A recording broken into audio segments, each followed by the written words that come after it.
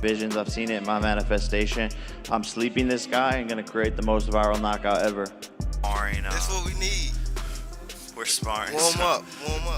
Some I know 8-year-olds. one thing. I got If the find 8-year-olds out in there. anything- If I and find out anything, I'm gonna beat your ass, and I'm gonna beat Jaden Love. On my mama, I'm gonna beat both y'all ass. Tank's legacy if Jake Paul were like to beat him or even like knock him out?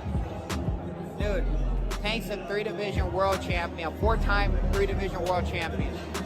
At the end of it, bro, you can't take anything away from him. Gervonta Davis exploded after hearing that Jake Paul claimed he could knock him out in just 3 rounds. A bold statement that's turned the hype into real tension.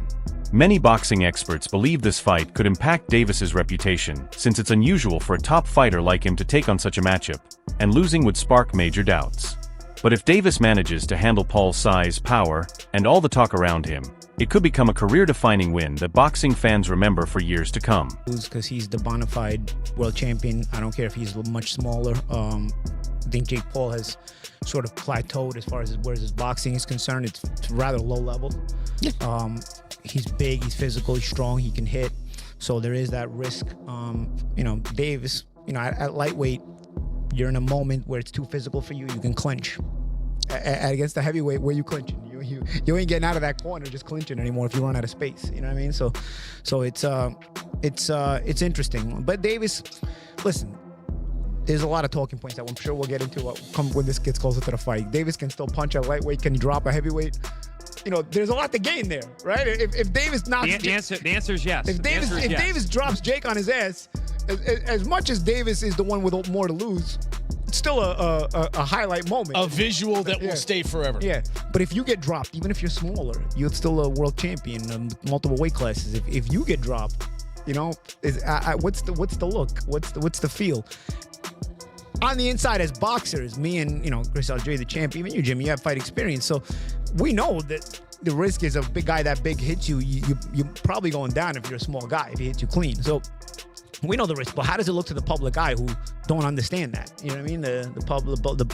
So there is a lot to lose, though. There's a bit to gain. I wouldn't necessarily have an issue with this had Davis's career arc been one that benefited boxing. Davis was manufactured and put into a position where he's supposed to benefit boxing, and I don't think he has. I think he's hurt boxing. So by giving him this reward, that's my problem. Why are we watching this? Why don't you make him earn his spot? Jake Paul has raised the bar by promising to deliver the knockout of the year against Gervonta Davis. He's making it clear this isn't just another fight for him. Paul wants a moment that grabs headlines and silences critics. His comments show he views this match as a chance to prove himself, surprise doubters, and leave a lasting mark on boxing history. By chasing a spectacular knockout, he's relying not only on his power but also on pure showmanship, turning this fight into something bigger than just winning. Because this thing is going to be watched by hundreds of millions globally. Jake, give the people one thing that you can guarantee that they're going to get on November 14th when they tune in to Netflix. Yeah, you're gonna see the 2 biggest fighters in America go head-to-head with an amazing card. World championship fights back to back to back, and that's just how the MVP way we do it. And I'm gonna come for a knockout of the year again. I've seen it in my visions, I've seen it in my manifestation. I'm sleeping this guy and gonna create the most viral knockout ever. Rolly Romero shared his thoughts on what a Jake Paul knockout over Gervonta Davis would mean, saying it wouldn't damage Tank's legacy much. He pointed out that Davis is already a 3-division world champion and one of the most respected names in boxing. In interviews and Instagram clips, Romero stressed that a single loss, even a knockout, can't erase years of success, championships, and dominance across multiple weight divisions. You can't be mad at somebody for doing what they feel is best for them. Will it impact Tank's legacy if Jake Paul were like to beat him or even like knock him out? Dude, Tank's a 3-division world champion, 4-time 3-division world champion. At the end of it, bro, you can't take anything away from him. Bro, you can't be mad at somebody for doing what they feel is best for them. It's the same way Roach feels Tank is the best option for him. Same way that Stevenson thinks Tank's the best option for him, or like all that stuff, right? At the end of it, bro, we just want to do what's best for ourselves, right? Facts. Right or wrong? Facts. So just do what's best for you. Rolly Romero gave a balanced view on the upcoming fight between Jake Paul and Gervonta Tank Davis, saying that no matter the outcome, Tank's legacy is already set. As a multi-division champion with major achievements, Davis has nothing left to prove. Still, Romero acknowledges that Paul's size gives him a real physical advantage. He admits that the size gap matters, but it doesn't take away from everything Tank has accomplished throughout his boxing career. Jake Paul might be too big for him, or Tank might crack him. You don't know. Like I said, or it's an exhibition. We don't know if they go at each other or not, or we don't know. I don't know. I can't give an opinion because I don't know what's going on. Do you think it impacts, will it impact Tank's legacy if Jake Paul were to beat him or even knock him out? Dude, Tank's a 3-division world champion, 4-time 3-division world champion. At the end of it, bro, you can't take anything away from him. Daniel Cormier looked genuinely shocked when he found out Gervonta Davis was set to fight Jake Paul. In a recent clip, DC called the matchup ridiculous, saying it seemed completely one-sided and questioned why a top-level pro like Tank would face an influencer boxer. He admitted he never thought someone of Davis's status would take this kind of fight.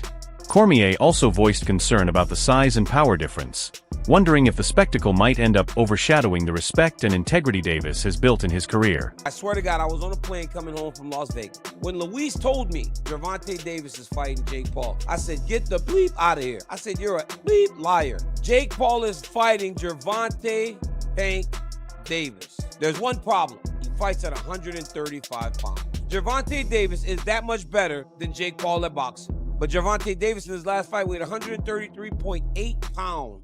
And I'm not over here in the business of just crapping on Jake Paul. I am much more respectful of what he's starting to build as a professional boxer. You're fighting a guy that's better than you. He's just much smaller. But that guy, because he's better than you, what if he wins?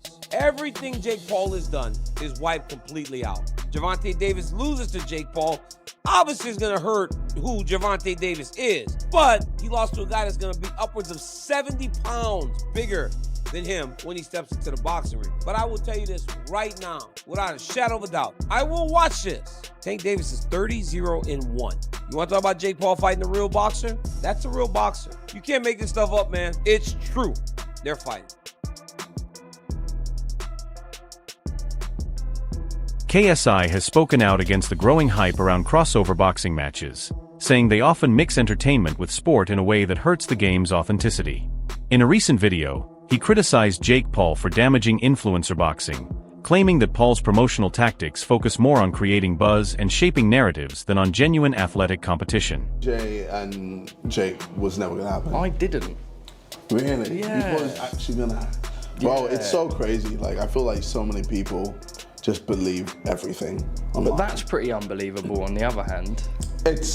I feel like I know, well, okay, how do I say it like this? Itoma versus White. I had a lot of people bet on White winning. And I'm there like, you guys don't watch boxing, do you? You just look at a record and go, Dylan's fought many more people than Itoma. That record says a lot. Itoma's 18, not 18, Itoma's 20, inexperienced, one run. I just knew Itoma was gonna just destroy him. And I think a good fight for Itoma would be him and Wilder. Journalist Gareth A. Davies has raised strong concerns about the upcoming Jake Paul versus Gervonta Tank Davis fight, calling it yet another case of boxing choosing spectacle over substance. He pointed out that the clear weight gap and the fight's exhibition nature take away from the sport's fairness and competitive spirit. While Davies admits the matchup will likely grab public attention and make big money, he warns that it could also damage boxing's reputation as a legitimate and respected athletic competition. I think we've gone out of the frying pan and into the fire because we thought we were going to get Jake Paul and Anthony Joshua very soon. We'll speak to Frank Smith about that in the next section, obviously. Eddie Hearn was teasing it to me personally last week. £80 million on the table for Anthony Joshua to fight Jake Paul. But 8 inches in height difference, 7 weight divisions between them, 5 stone, 70 pounds between them. It's a joke. It's a circus fight, as opposed to a disgrace of a fight, which was Anthony Joshua and Jake Paul. At least you feel in this, you've got quite a poor, very big one, against a pound-for-pound brilliant, unbeaten little un. And the little un who'll come up to his navel will hit him with a lot of body shots. I said in the week to Danny Kelly and Charlie Brooker that, do I mean Charlie Brooker? No, Baker. Charlie Baker. That Charlie Brooker's a different person altogether. That he'll be throwing the Superman punch, the leaping left hook. It's going to be a very odd thing. It's called, in inverted commas, an exhibition bout. But everybody in boxing who is a name doesn't mind going in with Jake Paul because they know they're making millions of dollars. And that's the only reason that Gervonta Davis, who's being called the poison little elf by Jake Paul, and it'll be fun in the build-up. Everybody in boxing knows they're guaranteed to make millions of those silverbacks, those greenback notes that they give out in America, and they give them out for fun when Jake Paul fights. So he's not going to say. Tank has openly shared a few real concerns about facing Jake Paul as the fight draws closer. He's repeatedly talked about Paul's power, saying he wants to see for himself how hard Jake can actually hit. Tank also admits he's wary of Paul's size, reach, and the way he uses those advantages, since he's never fought someone quite like this before. He recognizes that Jake moves differently and has a mental edge that's thrown off other opponents. Still, despite those worries, Tank says that on November 14th, he'll adjust in the ring, step up to the challenge, and give everything he's got. Supporters of the Paul vs. Davis matchup see it as a reflection of how boxing is evolving for a new generation. They argue that Jake Paul, coming from a social media and entertainment background, connects with younger audiences who don't usually follow traditional boxing. His presence has drawn thousands of fresh fans to the sport, people who crave big moments and personalities as much as athletic skill. On the other side, Gervonta Davis is admired for being genuine, raw, and unfiltered, qualities that strike a chord with younger fans tired of overly polished fighters and media images. And some still can't believe we're here. But these two young men are the face of boxing for Gen Z and Gen Alpha. They are the two biggest boxers in America, and they are putting it all on the line.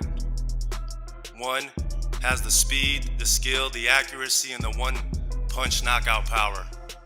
The other has the size, the force, and the unbreakable confidence to make this must-see Netflix. Does Jake Paul have that concerns you? What concern me, his power. Gotta test his power. Gotta test his, just everything. To be honest, I never been in the ring with Jake, so I could say a lot. But when it comes down to November 14th, I gotta be in there with him. I gotta be able to, his arm reach, his size, his power, the way he moving and things like that. I just gotta adapt, as Nikisa Badarian, co-founder of Most Valuable Promotions, has confidently dismissed worries about Jake Paul's size advantage over Gervonta Davis. He believes that size won't play a major role against a fighter with Davis's skill and experience, explaining that Paul only asked for a heavier catchweight because he's still relatively new to the sport. Badarian also revealed that the Paul vs. Davis fight wasn't a last-minute idea. It had been in discussion for years, especially after a planned matchup with Canelo Alvarez fell through. According to him, Davis had been eager for this fight for a long time, and once the Canelo talks ended, setting up the clash with Tank became the obvious next move. November 14th. Whatever weight they want, man, they're talking about it, and whatever it is going to be a definitive outcome. People can talk about pro, exhibition. We're going to make sure this is as real as it's real. Why was it, just out of curiosity, why is it not a professional bout and why is it an exhibition? Because I'm sure Jake would have taken the professional bout. Nothing's been communicated as yet in terms of what it is, right? Similar to, if you remember, with Paul Tyson, when we announced it, we didn't have the weight, we didn't have the rules, particularly in terms of the number of rounds, the minutes, the gloves. It's going to be the same thing here. Gotcha. Can you just offer us any insight as to how these negotiations went? And the reason I ask is because I remember back in March, I was at Tank's fight, and after his fight in his press conference, he was asked, next opponent. He said, well, my next opponent might have been in my locker room tonight. And people asked him, was it Jake? He made reference, he made allusion to. Has this been an ongoing thing? And has it ever, been at a point where it wasn't gonna happen and came back, or was this always the plan? Always been the plan for Jake to fight Tank once Canelo didn't happen. And to Tank's credit, he's a real bad dude, and he's been calling out Jake for 3 years. And people, it's funny how now they're saying size matters, Jake is big, when for so long it's been Tank would kill Jake Paul. Now you get to see if that's real. Nikisa Badarian admits the size gap between Jake Paul and Gervonta Davis is clear. Paul is heavier, taller, and has a longer reach, but Badarian believes Davis's superior skill and experience outweigh all of that. Tank has spent over a decade as a decorated professional, dominating the lightweight division with world titles, an almost perfect record, and numerous knockouts. He's proven his versatility, speed, precise timing, and ability to hurt opponents in different ways. Paul, on the other hand, is still building his resume and hasn't faced anyone near Davis's level. Some fans online claim that Davis is avoiding tougher, high-profile opponents to chase a bigger payday with Jake Paul, suggesting money is his main motivation. But others argue that this view ignores what Tank has already achieved: an undefeated record, multiple championships, and victories over top-tier fighters in his division. They believe questioning his competitive spirit undervalues the career he's already built. Davis, no Teofimo Lopez, none of them dudes. You know what I'm talking about? We gotta think and look at Tank Davis's whole career. He done made some bread, but at the end of the day, all that bread that he made, when it's all said and done, he ain't gonna get no respect from his peers, because we gonna look down his resume and we gonna be like, he was trash, he was some trash, he was some trash, he was alright, but he was never like that. He was okay. He was some trash, he was some trash, he ain't did nothing. Hey, that's just what it is. But these critiques overlook everything Davis has already accomplished. He's won multiple world titles, stayed undefeated as a pro, and delivered knockout performances that prove his talent in the ring. Choosing a high-profile, flashy fight now doesn't erase those achievements or lessen the legacy he's spent years building. In today's boxing world, where media attention, promotion, and entertainment weigh heavily alongside skill, there are different paths to greatness at the same time. Paul insists that championship belts don't define him. His impact on the sport is already historic. He set viewership records, headlined huge pay-per-view events, and drawn unprecedented attention by blending boxing with social media, entertainment, and influencer culture. He's beaten well-known opponents, including former UFC star Anderson Silva and even Mike Tyson in a sanctioned bout, achievements some argue outweigh traditional belt chasing. When offered an honorary WBA belt, Paul refused, saying he only values recognition that is truly earned, not handed out. Championship belt, but that's okay. It doesn't matter. You know, but belts collect dust, and what I've done in the sport is unprecedented. Never will be replicated, and done it in such a short amount of time, just getting warmed up. They're not going to give me credit, but I don't need the credit from these bozos, to be honest. The credit's in my bank account. Paul has already set his sights beyond Gervonta Davis, openly naming Anthony Joshua as his next target. The announcement caused a stir across the boxing community. Some laughed, while others admired his boldness. Considering Joshua's elite record, heavyweight status, and clear size advantage, many experts view Paul's plan as unrealistic. Yet the move aligns with Paul's approach. He consistently seeks big-name opponents to boost his credibility and make headlines in the sport. Time, any place, against all odds. And I like my odds. First, I'm gonna kill David. Then I will go on to slaughter Goliath. Okay, so you have to think that the last one, first I'm going to kill David, referring to Gervonta Davis, and then he's going to go on and slay Goliath, referring to Anthony Joshua. Yeah. And he's going to go and fight a 140er, and then move up, 135er, and then move up and fight a heavyweight. So the lowest he's been, I went through all the fights, for his first two fights, his first two pro fights, he was 175. Now this is all the way back in 2020 against Nate Robinson. Since then, the lowest he's been, as you said, was like the 185 around the Nate Diaz fight, and also for Tommy Fury. I wonder if Jake can get down to that weight anymore. But regardless of Jake's weight, I can't fathom how Tank Davis would be anywhere in the realm of what he would be. Like, it just, he won't even be in earshot of what Jake Paul is. All right, everyone. Stay updated with the latest boxing news, highlights, events, and stories. Subscribe to Glove Lords and turn on notifications so you never miss a moment. Don't forget to check out our other videos. Until next time, take care and peace.